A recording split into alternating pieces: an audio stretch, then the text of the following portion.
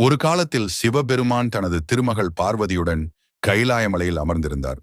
அப்போது பூமியில் வாழும் ஒரு பக்தர் சிவபெருமானை மனதார அர்ச்சித்து வந்தார். அந்த பக்தர் மிகவும் உழைப்பாளி மற்றும் நேர்மையானவர். ஆனால் அவனது வாழ்க்கையில் பல துயரங்கள் இருந்தன. அவன் தினமும் சிவபெருமானை அழைத்தும் அவனது பிரச்சனைகள் தீரவில்லை.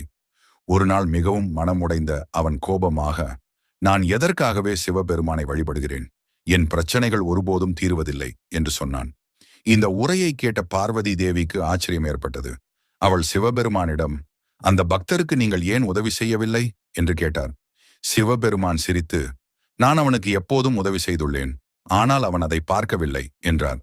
அதற்கு நிரூபிக்க சிவபெருமான் மற்றும் பார்வதி தேவி மனிதர்களாக மாறி அந்த பக்தரின் வீட்டிற்கு சென்றனர். அவர்கள் எளிமையான பணக்காரர்கள் போலவே வேடமணிந்து, உங்கள் உழைப்புக்கு நாங்கள் உதவ விரும்புகிறோம் என்றார்கள். அந்த பக்தர் முதலில் சந்தேகப்பட்டான். ஆனால் சில